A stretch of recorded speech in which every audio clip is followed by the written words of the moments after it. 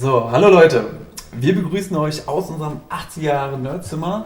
Wie ihr sehen könnt, haben wir hier schon unseren C64 vorbereitet. Der steht hier fest installiert. Und Cynthia wird uns jetzt gleich was präsentieren. Genau, also unser Spiel des Monats Januar wird sein Ghosts and Goblins von Elite Systems. Wir haben hier eine Kassette gefunden und zwar, muss ich die mal aufkriegen, für den Commodore 64. Die gute alte Vorführeffekt. Genau. Und zwar war das so. Und ich war so, what? Wie geht das denn? Das ist doch nur eine Kassette. Aber jetzt präsentiere ich es euch mal, weil Markus hat es, glaube ich, auch noch nie gesehen. Wir sind ja beide noch nicht so alt. So, wir haben ja den Commodore 64 und ein Datasetter-Laufwerk. Ich weiß nicht. So, und ich lege jetzt mal die Kassette ein. Schwupp. Was man dazu sagen muss, das ist jetzt ein ultra langer Vorgang. Genau, also das Laden. Ich hoffe, ich brauche nicht so lang. Und jetzt drücke ich Shift und Run. Jetzt steht dort Load, Press Play on Tape. Und ich presse Play. Und jetzt muss er ein bisschen suchen und findet die Signale. Und dann wird in Kürze etwas stehen. Und während es dann lädt, das dauert nämlich wirklich länger, wird Markus euch was zum Spiel erzählen. Tada, er hat es gefunden. Ich drücke die Commodore-Taste. Und jetzt müssen wir ein bisschen warten. Ich muss gerade echt zugeben, ich bin ein bisschen beeindruckt, dass das hier so mit so einer Kassette funktioniert. Das geht aber voll fix. Oder gehört das noch mit dazu? Und jetzt kommt dann der Ladebildschirm. Und der dauert? Ja. Okay, krass. Ja, was man nämlich ein bisschen wissen muss, ist ein Spiel, was 1985 für ein Arcade und auch für ein NES erschienen ist und 1986 von Elite Systems für den C64 programmiert wurde. Das ist eine Firma aus Großbritannien, die hat halt ganz, ganz viele Umsetzungen für den C64 programmiert. Der ist im Vergleich zum Arcade halt so sehr limitiert und die haben halt wirklich so das echtes Maximum aus der Kassette rausgeholt. Gerade so Soundtracks waren bei dem echt top. Sehr gut, ja. Genau, und weil es ein japanisches Spiel ist, das heißt im Deutschen Dämonenweltdorf, im japanischen Maikamura. Und was unsere Zuschauer vielleicht noch nicht wissen ist, dass du Japanisch kannst. Oh, ja. yeah, Und ich habe dazu was vorbereitet. Das weißt du doch nicht. Und zwar möchte ich, das wird dann hier unten gleich eingeblendet, dass du mir folgende Wörter mal vorliest. Ich hoffe, ich habe es richtig ausgedrückt, ich weiß nicht, in welche Richtung. Ich glaube, so ist es. Und du sollst mir dann auch gleich die deutsche Übersetzung dazu geben. Also lies es mal vor, was da steht, und dann gib mir mal bitte die deutsche Übersetzung dazu. Makai Muda. Genau. Dämonenweltdorf. Okay. Und jetzt das zweite. Oh mein Gott. Ah, es geht schon los. Was? Ich habe es einfach nur durch den Google Translator gejagt. 私はこのカーペットは購入する必要はありません。 Und das bedeutet? Es gab keine Notwendigkeit, diesen Teppich zu kaufen. Ich möchte diesen Teppich nicht kaufen. So, jetzt aber die schwierigste Satzkonstruktion. Ja. あなたは私が今まで知ってるようになったクールな男です。What? Okay. Also ich glaube, es soll heißen, du bist bis jetzt der coolste Mann, den ich kennengelernt habe. Das heißt zwar nicht wortwörtlich das, aber ich schätze, das solltest du sagen. Sollte eigentlich heißen, ich bin der coolste Typ, den Sie jemals kennenlernen durfte. Ja, genau. Eine sehr komplizierte Satzkonstruktion meinerseits. Und ich bin echt überrascht über deine Japanischkenntnisse. Juhu. Wann hast du Ist mit nicht gefaked. Ich kann's lesen. Es wird sowieso nochmal unten eingeblendet. Was ist das erste Videospiel, was du gespielt hast? Wahrscheinlich war es Ice Climber oder Kid Icarus Welches Jahr? oder Super Mario. Hast du es auf dem Schirm? Also das sind ja auch Spiele aus den 80ern, genauso wie das Ghosts and Goblins. Du sagst mir, wann ich es denn starten kann, oder? Ja, das dauert noch. Das macht dann Okay. Sound. Aber nicht, dass man jetzt hier so einen epileptischen Anfall kriegt, wenn man das hier so im Hintergrund sieht. Ja, genau. Ich war da so im 5? Wir verraten jetzt aber nicht, welches Jahr das war. Nicht, dass man Ich weiß erraten nicht, kann, wie alt du wieso? bist. Ja. Was war dein erstes Oh, das Computerspiel? war zu meinem 4. Geburtstag, da haben meine Eltern einen ganz großen Fehler gemacht und mir einen Super Nintendo zum Geburtstag geschenkt. Da war auch gleichzeitig Weihnachten, ich habe relativ nah an Weihnachten Geburtstag. Und ja, das war dann so quasi der Anfang meiner Videospielkarriere. Und ich bin auch tatsächlich halt über die Ghosts and Goblins Reihe gestoßen. Ich hatte den Super Nintendo Teil, das ist Super Ghosts and Ghosts gespielt, der kam 91 raus. Ich hatte ihn wesentlich später gespielt.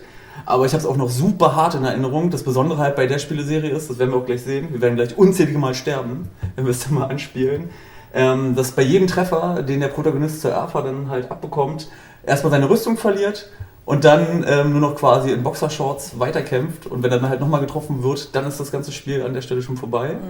Und das ist das ganz Coole gewesen beim Nachfolger. Das kann man hier in der Version leider noch nicht so sehen. Das sieht man erst bei den Nachfolgern. Dann sieht man, dass er schöne Herzchenunterwäsche hat. Es gibt ja auch noch so ein paar Ableger. Also die Serie, die gibt's, der letzte offizielle Teil, der kam 2010 raus. Es gibt unglaublich viele Spin-Offs. Zum Beispiel halt die Ultimate Marvel vs. Capcom. Genau, da macht er... Da spielt man ihn. Genau, oder zum Beispiel halt auch den Dämonen Brandfire. Das ist, der hat auch eine eigene Serie bekommen, die sogenannte Gargoyles Quest.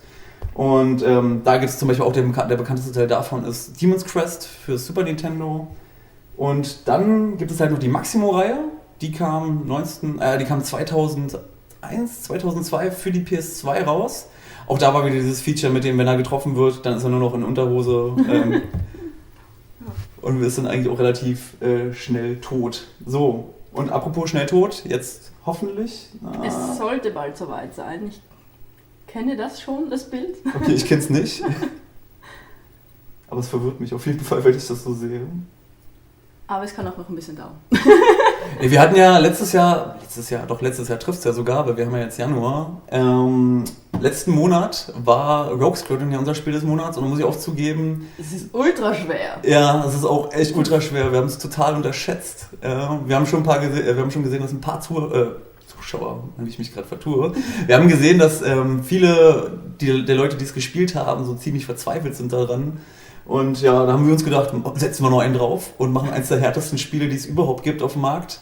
Machen das spielbar. Und da gibt es eine nette Anekdote, auch von einem Capcom-Titel. Und zwar Spiele der 80er, die hatten ja ein ganz anderes Spieldesign, als es heute der Fall ist. Damals, also heute sind Spiele super leicht im Verhältnis. Es gibt natürlich so ein paar Spiele, die da so ein bisschen rausfallen, wie die Dark Souls-Reihe, aber damals war es so, dass Spiele extra hart gemacht werden mussten, weil sie sonst Angst hatten, dass sich das Spiel nicht gut genug verkauft. Das kann man nachverfolgen.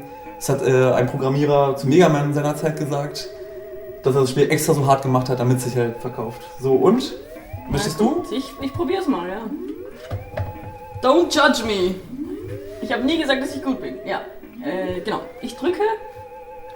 Man startet eben mit 4 Leben. Uah! Ah, und ich kann springen. Sonst wäre der Grabstechen hier schon das erste unüberwindbare Hindernis geworden. Also, das ist halt so fies, weil die Feinde irgendwo auftauchen und teilweise eben auch an Orten, wo man gerade selber steht. Und das ist richtig gemein. Aber es sieht eigentlich alles soweit ganz gut aus, was du machst. Was man auch noch sagen muss, wenn man eine neue Waffe einsammelt, dann hat er die und wenn er stirbt, dann hat er die nochmal. Und das Gemeine ist an dem Game, das weiß man halt beim ersten Durchspiel nicht. Das ist übrigens Brandfire. Das ist Brandfire aus Demon's Crest oder der Gargoyles Quest Serie. Oh mein Gott. Das sah doch gut aus. Yes. Der Sound ist halt echt brillant, finde ich. Nein! Darf ich? Okay, wird nicht. Also. Hey, und soweit? Hätte ich mir nicht gedacht, dass ich so weit. Wie ist denn das, wenn du springst, dann kannst du nicht... Doch, du kannst auch im Springen schießen. Ja, aber normalerweise bei Super Mario kannst du ja im Flug auch noch weiterspringen. Ich mag auch dieses Zeitfenster, was wir haben. Ja, genau, man hat eine begrenzte Zeit. Oh. Scheibenkleister. Ich will's doch mal. Ja, mach mal. Diese Legende. Und es ist, was auch interessant war, was ich gelesen habe, ist bei der Arcade-Version, ist ja beim Intro sieht man ihn und die Prinzessin, um die es ja eigentlich auch geht. Die heißt Prinzessin Prin. Genau, Prinzessin Prin sieht man bei einem Picknick am Friedhof, ironischerweise. Das ist sehr romantisch. Ja, total. Und anscheinend hat er auch nichts an, außer der Unterhose, was auch komisch ist. Vielleicht wurden sie in flagranti erwischt. Ja, und dann wird sie eben entführt von diesem Teufel Satanwesen und dann macht er sich eben auf den Weg, oder besser gesagt wir. Das Schöne bei der C64-Version ist auch, das Spiel hasst einen. Ja, es wird nicht nur so am Schwierigkeitsgrad ersichtlich, nein. Bei den anderen Versionen für den Arcade und für den NES, ja, mach du weiter, bevor ich ausraste. Bei den anderen Versionen ist es auch so, wenn du das Spiel durchgespielt hast, dann heißt es, das ist eine Illusion und du musst das ganze Spiel normal spielen. Ja? Also nicht nur, dass du dich irgendwie durch dieses beinharte Spiel gekämpft hast, nein, du hast das ganze Spiel nochmal machen und wieder von vorne anfangen, nur um es dann final abzuschließen. Aber dann gibt es diesen schönen Bildschirm, Congratulations. Den hat man hier viel früher. Alter, wieso geht der dann immer rüber? Ich glaube, du musst ein bisschen... Ja, ich muss mehr Anlauf nehmen. Okay, ja, ich glaube... ihr habt ein bisschen Eindruck bekommen. Oder? Und wie ihr seht, wir können es schon wieder nicht. Aber wir haben ja Zeit zum Üben. Wir möchten auf jeden Fall, dass, wenn ihr bei uns seid, dass ihr das Spiel spielt und zeigt, wie weit ihr gekommen seid. Das könnt ihr dann ganz einfach bei Facebook Fotos hochladen.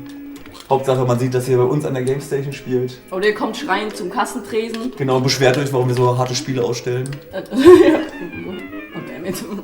Gut, wir lassen es jetzt an der Stelle. Genau. Und dann verabschieden wir uns an dieser Stelle. Viel Spaß dabei. Tschüss, tschüss.